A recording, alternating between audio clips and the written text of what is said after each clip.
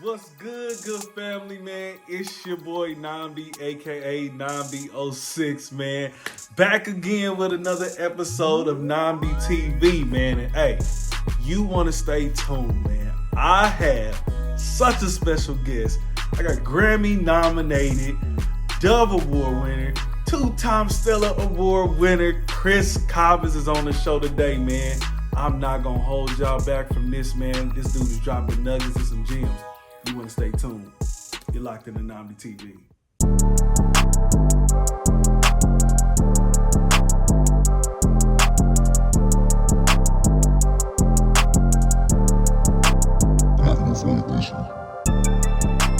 Man, what's good, family? Like I said, you're tuned into NnamdiTV, man. And I got my man, Grammy nominated, man, Chris Cobbins, man. How you feeling, man? Man, I'm feeling great, man. Good to be here. First off, I just want to say thank you for coming through and just blessing us, man. And it's an honor to just have you here, man. We want to get into this new project that you got, man. Sketchbook, page 1, Dear Summer EP, man. I want to get deep into all of those different things, man. I've been able to listen to it, man. It's pretty darn hot. Thank you, bro. I appreciate it, man. So I appreciate it. We're gonna get into that, man. But first off, for those who don't know, man, like how did your journey in music just even start?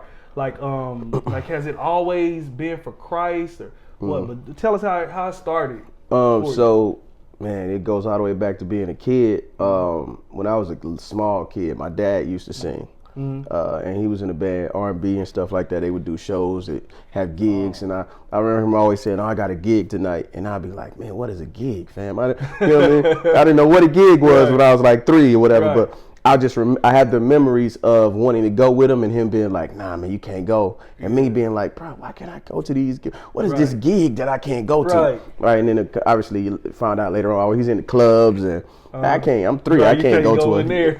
So then my dad gets saved. Okay. And then he basically stops doing music completely. And then he gets called a preacher, becomes a minister. Okay. Excuse me. Everything becomes about street ministry, you know, which that was his calling. So respect, I can appreciate that. But I still really love the music. And like now, my dad doesn't really listen to music very much.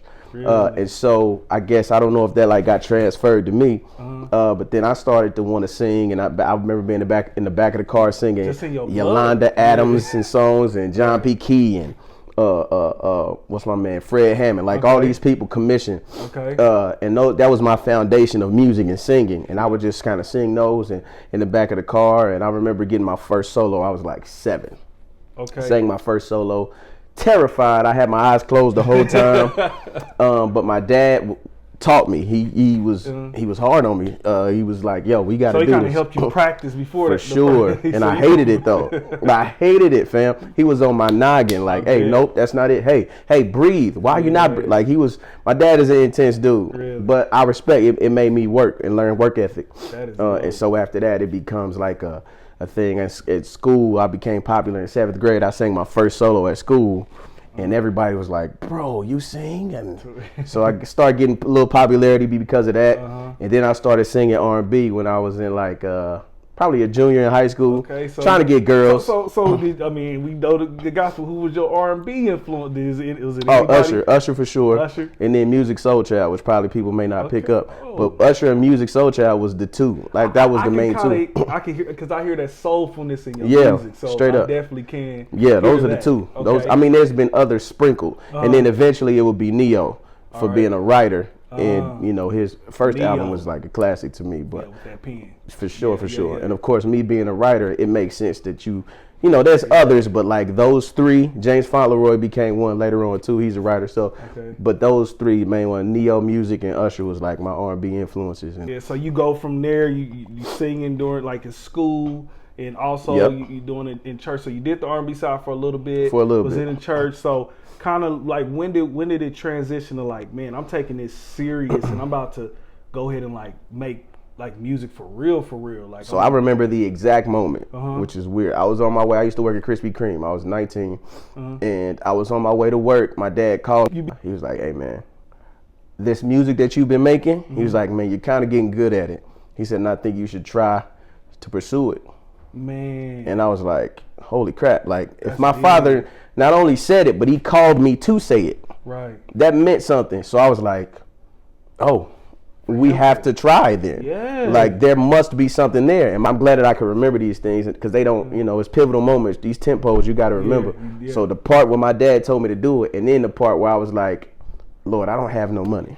And I can't keep buying studio time. Even though I was recording myself, I was paying Craig to let me use his studio. I had a key to it and everything. Right. But just off love, like, man, I got to pay him some, even though I'm doing the working. And so I'm like, God, I can't keep doing it. Like, if this music thing is supposed to be what I do, you got to do something. Yeah. Right? I go to our men's meeting, the Men in Motion. We meet every second Tuesday just to talk men stuff. You know, we can be vulnerable. You can pray, whatever we got to do. Nice. And then I went there and I said it and I started saying it and I started to choke up and I didn't realize that I didn't realize it was that real to me. Yeah. And I was like, I think that I'm not going to be able to do music anymore. One, it's costing too much. And two, I don't feel like what I'm doing is valuable. And you said this in front of at the men's meeting. At the men's meet. I said, I feel like it's valuable. I said, I feel like people don't get it. I feel like they don't like it. And I think I'm going to have to stop. And I don't really know what to do. And then all the guys started to encourage me, and they was, and I was like, man, I didn't know. It's people that I'm like, I didn't know y'all was even paying attention like that. Really? And that gave me just the boost I needed. And as fate would have it, probably 2 months later, I opened the show for Lecrae. 2 months after that. About a couple months after that. That is big. I opened the show for Lecrae. He was about to give up. Come on. So there's something for somebody right That's there. a fact. Do not give up. Don't do it. You don't even know your big breakthrough is about to come. Listen to what happened with this man. Get around some praying men, some people of faith, man, that can push you to the next level, man. I'm encouraged by that. No, that's important. It's the people around you that, because I knew that at that time, it could have been, they could have said like, oh, we understand, man. You know, we'll pray, we'll help you make sure you can transition right. That's cool. But it was like, wait, no, you can't stop, bro. You got something. You can't stop. You got more than what you think. Man. And it was like, well, I mean, what about this money though? Okay though, and I keep going. So I opened up. Remember, I don't know if you remember. First Saturdays used to be in the city. I heard it. So that's before my you save days. Okay, I heard about it. I'm kind of low key jealous of all of you in Kansas City. That was the time. Who had those, because I heard about it when y'all was doing y'all battles. Every battle that you seen from here, it was people who at that time were the people to come see. Man, I'm so it was fire, man. It was the best thing that I have ever heard of in terms of the CHH culture in any city anywhere. I heard about it. I'm like, dude, why was I out here bad? Like, I'm listen, mad. Man, I'm mad. I was there, but go ahead. Listen, man. So you can't. Sometimes you know our own actions keep us from the glory. Right, you know what I mean? So I used to do those events a lot because it was for the artists who, you know, I was working. I've always been working from the beginning. Was working. And they said, hey man, we're gonna have Lecrae come, and they looking for singers, so I'm gonna have you open for them. I'll open for Lecrae. I meet Lecrae before I still had his picture of me meeting Lecrae before the show. I gave him my first album that I made myself, which was called Kryptonite. Gave it to him, and he was like, oh, I'm gonna check this out. I'm like, cool. And I'm thinking, whatever. He said, and then he comes out on my set. I go on stage and I see him behind the curtains, because obviously he can't come out yet because people will go crazy or whatever. So I see him behind the curtains and I'm like, oh, okay, he's watching, cool. Yeah. He watches, I come off and he was like that. And I was like, okay. Yes. And he said, yo, I'm gonna be hitting you up, man. And of course, again, I still didn't think it was real. Yeah, I wouldn't either. 2 weeks after that, he hits me on Twitter. I took a picture of that tweet. I still got a picture of that tweet. Man, you gotta keep those moments. You need to see that. You gotta keep those. I might have it in my phone. You gotta keep those moments, because if you don't, you'll forget where you came from, bro. You don't want to forget where you came from, and you want to appreciate God for every door that He opened, because sometimes that next door will require the faith of reaching back to that resume and say, "Oh, okay, God did it this time and that time." Okay, listen, what Tatra say? If He did it before, He could do it again. Same God, come on, man, same God. You gotta have them receipts of what He did. You gotta have them receipts. That's big. That's a big fact. I got a new song down right now that kind of mentions that a little bit. And so we did that. He hit me 2 weeks after that. Trip Lee emails me and he says, yo, Cray said you was a singer, he thought you was dope, so I got this song, Life 101. I want you to write something to it, see what you could do. And honestly, sorry Trip, no disrespect, I didn't even like the track, but I'm like, It's my first opportunity to get a placement. Exactly. Like, we gonna go get it. Wrote it, he liked it, recorded it, sent it to him. He asked me to be on another song to sing backgrounds called Bear With You that was on that Between Two Worlds album. And from there, it was him. Then Flame called me a month later. Hey man, I got this project. You want to be on it? Song called All I Need. I did with him on that project. This song ends up getting nominated for a Dove Award for Urban Recorded Song of the Year. That's for the Flame, All I Need. Yeah. Okay. And that's all because of one show I opened up for Lecrae, and then I meet all of these people because of that one meeting, and which a couple months prior I was almost out the game. So, man, I'm just gotta stay with it, man. Y'all, I'm just blown away about how he was about to give up. Yeah, and just the right people in his circle, they were able to push him forward when he was ready to give up. I mean, in this, what happened from there, man? Once again, testimony, that's big. Somebody right now, that's for you, man. Yeah, man. I hope you heard that and you take that, man, and continue to go forward, man. Do not give up because you don't know what the Lord's about to do. That's a fact. So that's big. So now you're Grammy nominated. Oh man. Got a Dove Award, Stellar Award winner. How did those come about? Like, most people, they don't even know that. Yeah. How did that come about? So as I was talking about with the relationships in the industry, relationships are the biggest thing. It's because you meet people through people. And if you got good work ethic, if you turn in your records on time, if you're consistently sending in dope material, then they're going to say, yo, try him. And so that's what I got. You know, the very first placement I had with Trip Lee, The Life 101, that album won Stellar Award for Hip Hop Album of the Year. Wow. So that was the first placement ever, get an award right out the gate. Wow. Right, so I was a songwriter and I contributed to another song on that record, on that album. And then the very next one was was All I Need, which was the record I did with Flame. That was nominated for a Dove Award for Urban Recorded Song of the Year. Right, we lost to, I think, Martha Menezes, I think, was in that category, but it was just, I went to the Dove Awards that year. Yeah. I got to walk the red carpet, and I was between Dawkins and Dawkins. I don't know if you remember Dawkins and Dawkins, and then I was with Angie Stone was on this side. Okay. Right, okay. So we know Angie Stone for sure. Yeah. I always joked that the highlight was I told a joke and Angie Stone laughed at it, and I was like, "Oh, I'm lit. I'm lit. That's what I mean. You can't tell me a thing." But I'm meeting all these people, and I'm like mingling with all these people who before then was just people that I saw on television. Yeah. Mary was filming their TV show at the time. They were in the back. Okay. Tamala Mann, her husband. This. I'm right here. We're in the green room. That exposure. What did that do? What did that do to you? It made me. It kind of was like a moment of like, so when I was 19 and my father told me I should try this, and I'm 8. I didn't start writing songs till I was 18, which is a whole nother thing. Wow. So I'm 18 writing poetry, trying to figure out how the heck do you write a song? Yeah. And then 19 to 19, my dad been like, yo, you got to try this. Till I almost quit in 2009. To a couple months later, meeting Lecrae and having all these things happen, and then by 2011. I'm on the red carpet at the Dove Awards in the backstage in the green room with all the awards are. When people win, they come off, they give you an actual award, because the one they give you on stage that's the prop. Yeah. You get your world award, and everybody's just chilling and being normal. So in one case, it's like, bro, I'm here. Like, I'm one of these people. Yeah. Then there's another reality that is like, I got to go to work in the morning though. So when we leave here, I got to fly home, and then we got to go. I got to go to work.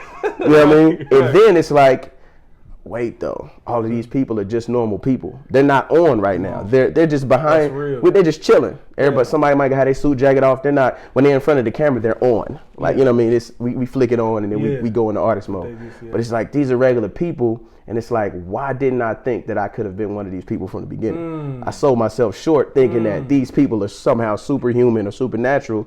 And the Bible says that all the good and perfect gifts come from above. Right. So if there's anything supernatural, I'm connected to that same source.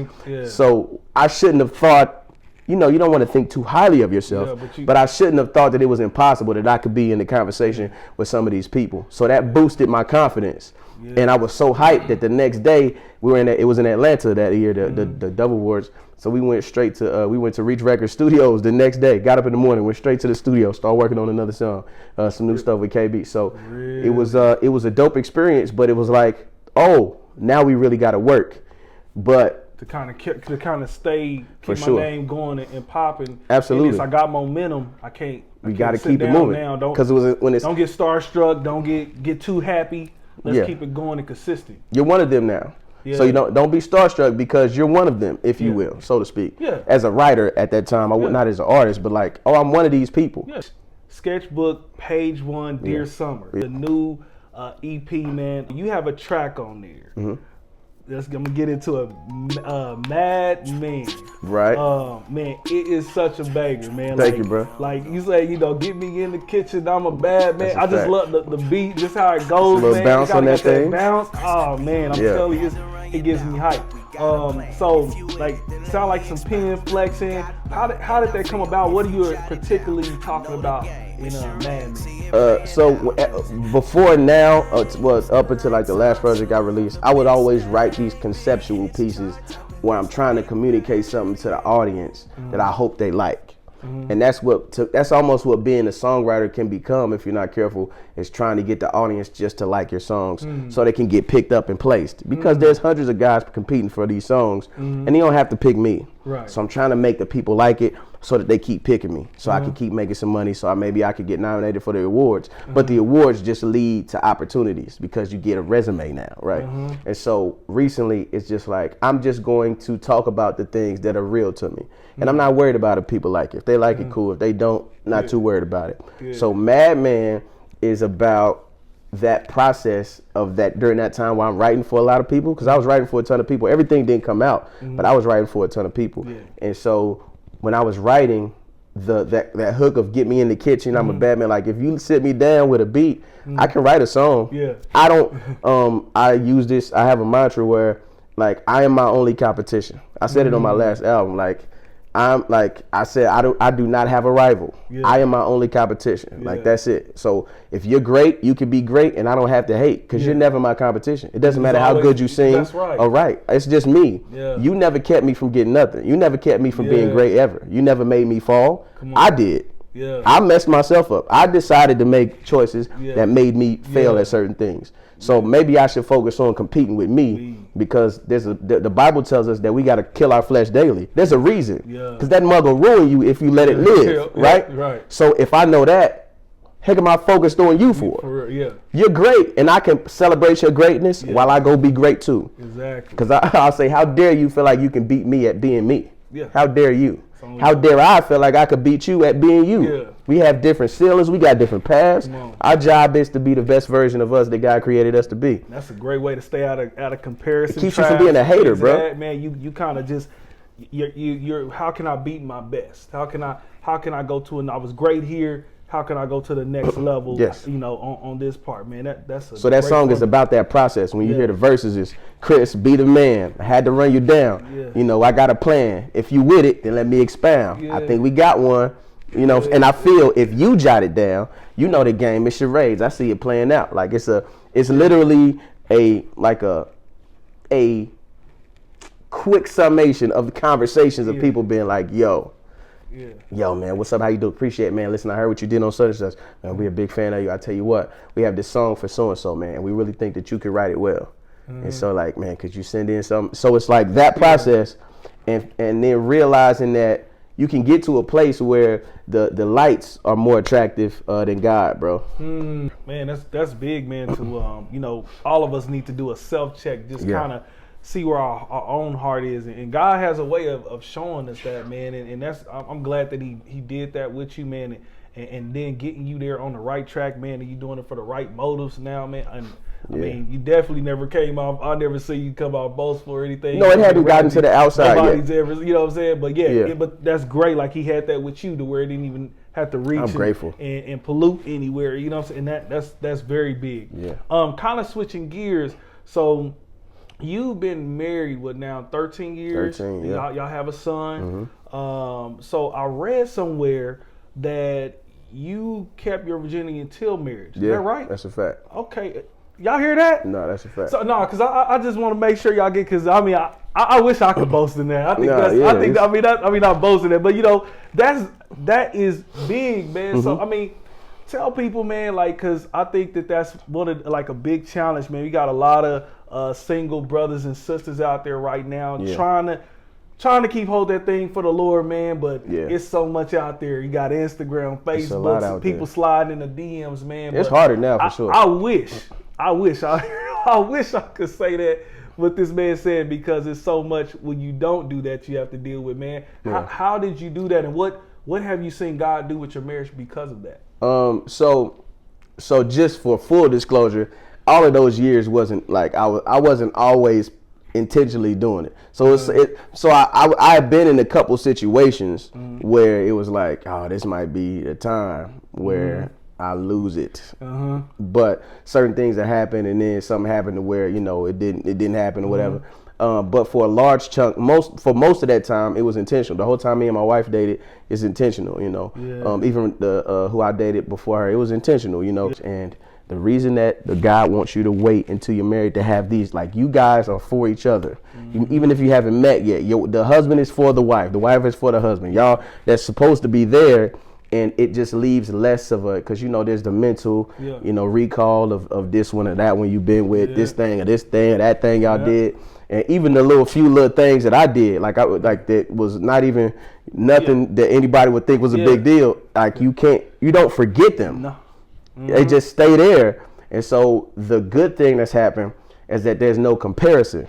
You know, with people, I've heard people talk about, like, oh, how you know that the sex is gonna be good or whatever. I'm like, bro, like, one, it ain't that hard to figure out. Right. One, and two, if it is, we can talk about it. We can have a conversation. If you need me to do that, if I need you to do that, we can talk about that. Yep. It's just me and you. It's just here. And if you guys don't have anything to compare it to, man, it makes it even. Nobody's how is it with you. If dirt sandwiches were a thing, right. It might be a delicacy here by now, because, like, no, man, we always ate dirt sandwiches. Yeah. So you know, even if it's not, you know, it only can get good by experience. Now, what if y'all experience that together and y'all can? It's just to me, I just think there's a lot of value in that, and I know for a lot of people that ends up being corny, and it ends up being a lot of people. It's view of it as problematic. NnamdiTV, that's all the way dope. 100 plus right there. Yeah, I started to learn that people thinking things are corny. It's just sometimes people get challenged by a higher standard, and then they call the higher standard corny because they don't want to try to live up to it. That's very big, man. And that kind of brings me to a song on your album called Distant. Right. Off this album, man. A song I believe many married folks definitely you may can relate to in some type of form, man. How did this song come about? What are you really talking about as far as distant? So I guess to preface the answer, it's like I like to leave a lot of my songs open-ended to a degree, so you can interpret it differently if you want. But so what I'm talking about so I'm a person who I'm like, no, let's just get to it now. Let's just talk about it now. Because when I'm angry, you get my wife with a test. I'm this calm when I'm angry. I'm literally just being like, okay, I'm super upset right now. I don't feel like you really had to do that. And I'm like that because, one, I don't need my wife to feel like I'm trying to threaten her with my voice or my tone, because I could be louder, I'm strong or whatever. I don't want that. I want my son to just fear me on some, like, daddy coming through gets mad and he yells. Like, no, I'm gonna remain under control. I'm gonna let you know I'm hearing you, but I want to be respected when I speak as well, right?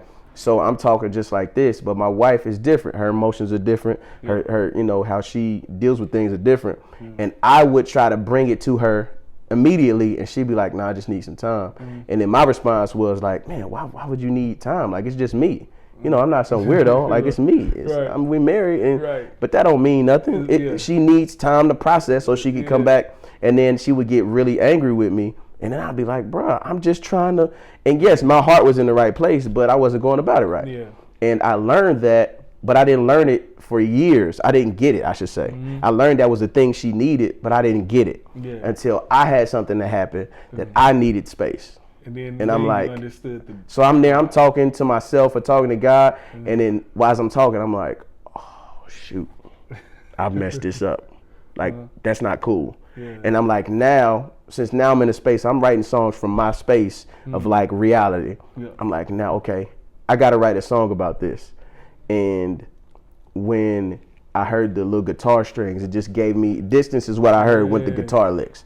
and I just went it. So and I wanted it to feel like summer as well though. So that's why it starts with riding around with windows, you know, trying to find help without you. It got like, a good feel in the message. I think, like I said, yeah. you can, like, man, sometimes you kind of need that. You gotta have it like, sometimes. Let me go away. Let me think about this and make sure I come back the right way. Yeah. If I come right now, it's gonna end up bad. It's gonna be bad. And then I wrote that back in like November of last year. And now imagine we get the coronavirus come through and now we in quarantine. And so now distance. If you listen to that song, that could sound like I'm writing it from this time period. If you really pay attention to the song and don't know the context. And so when that type of stuff happens, I always pray before I write. Because I'm like, I don't know, you don't know what's what, you don't know what's gonna happen in the future, you don't know who's gonna hear it.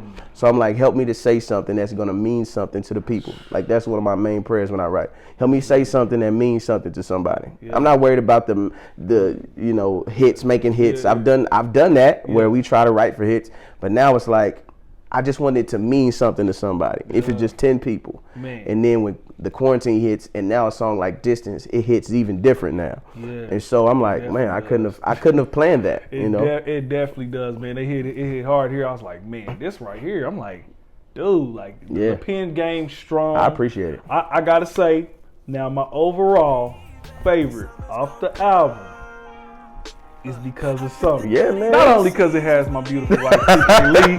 TK Lee is on bias on that thing. You know what I'm saying? But because I love the summer, bro. Thank you, man. I love summer. I could have it all year round. Of course. The production on this song, your vocals along with it, TK come doing what she do. Yeah. Man, it just kind of, for some reason, I don't know why, but it kind of made me, like the way it is, it's so smooth. It kind of remind me of it because I was big into like Rick Ross when I was like little. I can hear that. Kind of got that Maybach, like that real good, clean. Kind of, you know, you got the sunroof back type of deal. Man, how did that come about? Because of Summer, the title track for it. So that was one that I wrote recently, and because I had Distance, and I put it out as a single, I wanted to have. So I don't try to solve every problem in my songs. Sometimes I just like in Distance, you don't hear a solution.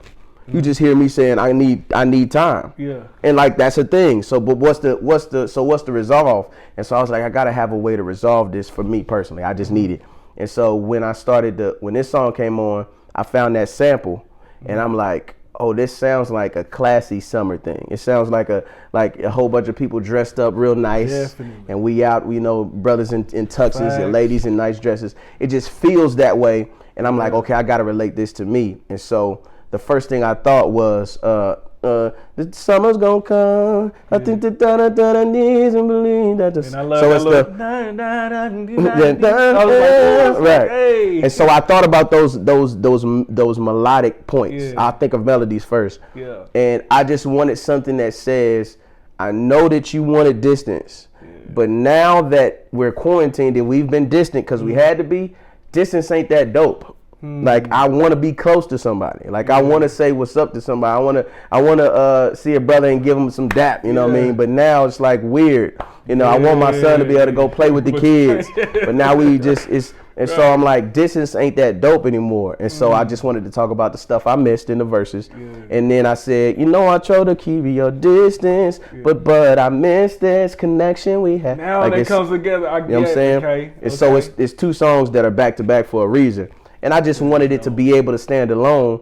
And you know, me and TK have been on a song before with Jackie Chan. We was on the Shotty joint. And I've heard her rap before and I always thought it was dope. But I don't really do features very often. And not for any particular reason. I just kind of work him. I get in a mode and I just go straight through. And then I'm done. And so when this one came, I'm like, you know what? I think that she would actually sound dope on this. And so I hit her up and I was like, you know, song for song type of thing. And of course she came through, did her thing, and I just said, I want a verse that encourages, encourage me. If you are on this song, I want you to encourage me to look forward to the summer coming. Because to look at it on a broader scale, summer is a season and it doesn't need a cue from anything for it to be here. Summer's here because here's the season. We're at our distance from the sun that we're supposed to be in our orbit. So summer's here. It don't matter what the temperature is. It don't matter if people outside. It don't matter if it's raining, if it's no. The summer's here. So the summer's gonna come whether it's good, bad, or otherwise. So be encouraged. And so to me, the underlying message is, listen, don't think that where you are is the place that you're going to stay. It's going to come. It's going to come. So stop being so worried about now that you don't look forward to the future. And easier said than done, obviously. Man, some of y'all ready for the summer's going to come, people. Don't give up. It's here.